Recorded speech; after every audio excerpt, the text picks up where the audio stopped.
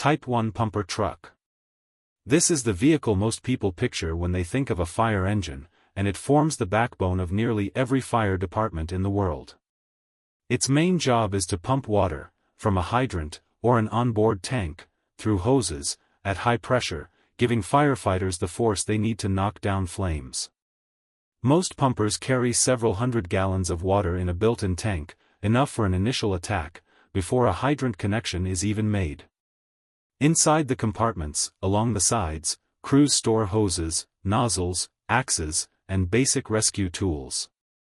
The pump itself sits midship, driven off the engine, and can move over 1,000 gallons of water every minute when running at full capacity. Departments rely on these trucks daily, since most calls involve small fires, vehicle accidents, or medical emergencies, rather than major blazes, and the pumper is versatile enough to handle all of it. Ladder truck. Sometimes called an aerial, or a hook and ladder, this truck exists to get firefighters, and water, high above the ground. The defining feature is the long, extendable ladder, mounted on a turntable, which can reach upward of 100 feet, depending on the model. Older versions used a tiller, a separate steering wheel at the back, operated by a second driver, which let the long vehicle navigate tight city streets. Modern aerials often skip the tiller, in favor of shorter wheelbases and smarter steering systems. Beyond rescuing people from upper floors, the ladder also supports an elevated water stream, for fires in tall buildings, where ground-level hoses cannot reach the top. Crews use the platform to ventilate roofs, cut openings for smoke to escape, and access areas that would otherwise be unreachable. Quint. A quint takes its name from the 5 core capabilities it offers in one vehicle: pump, water tank, hose, ladder, and aerial device. Departments use these trucks when budget, or staffing, makes it impractical to run a separate engine and ladder truck for every call. Because a quint can pump water, and also extend an aerial ladder, a smaller crew can respond to a wider range of incidents, without needing backup from a second specialized vehicle. The trade-off is size and complexity. These trucks tend to be heavier, and more expensive to maintain, than a standard pumper, and operating all the different systems requires broader training.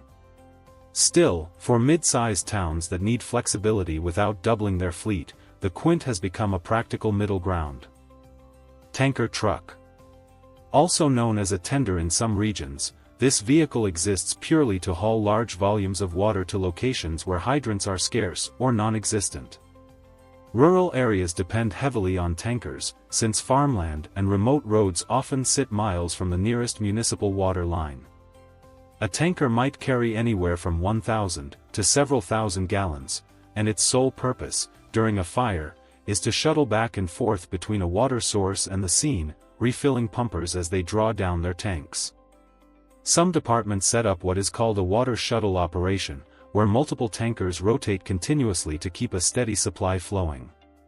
Without this kind of support, firefighters in remote regions would run dry within minutes of starting an attack on a structure fire. Rescue squad truck. Unlike pumpers and ladders, this vehicle does not carry much water at all. Its compartments are packed, instead, with specialized tools for extrication, technical rescue, and hazardous situations. Hydraulic spreaders and cutters, for freeing people trapped in car wrecks, airbags, for stabilizing overturned vehicles, and rope systems, for high-angle rescues, all find a home here. Many rescue squads also carry equipment for confined space incidents, trench collapses, or water rescue operations.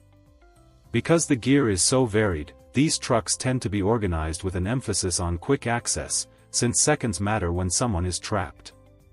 Crews assigned to rescue squads typically receive extra certification, beyond standard firefighting training, since the situations they handle often fall outside routine fire suppression.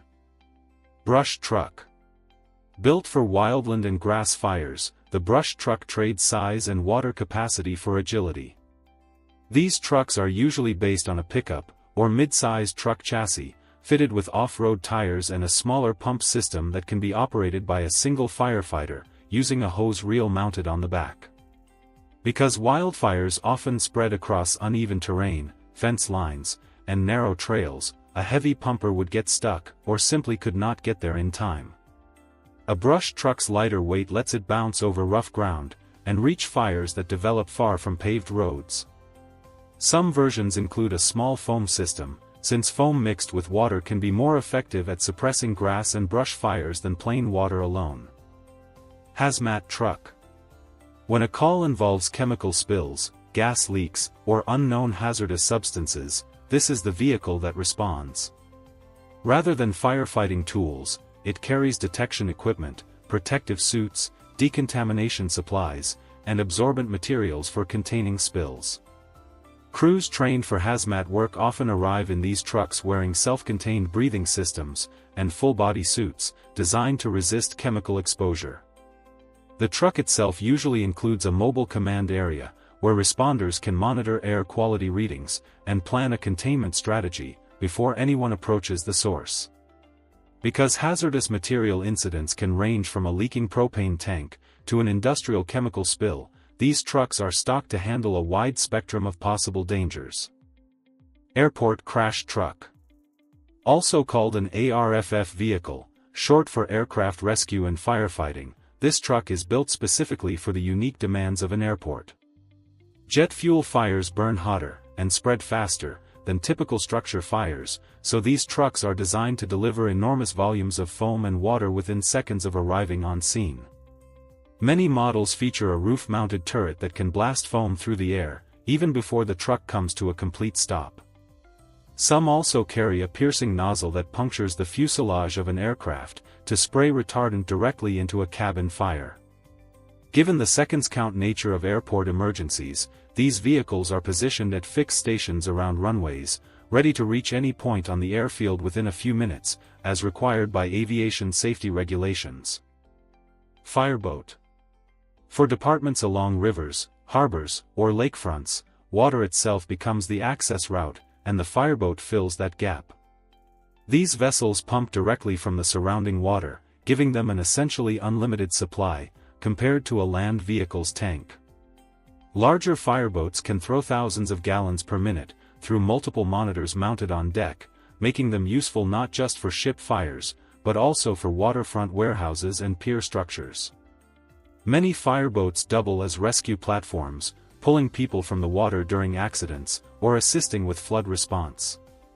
Port cities have relied on this kind of vessel for over a century, since a fire aboard a docked ship, or a fuel depot near the water, poses risks that ordinary trucks simply cannot reach.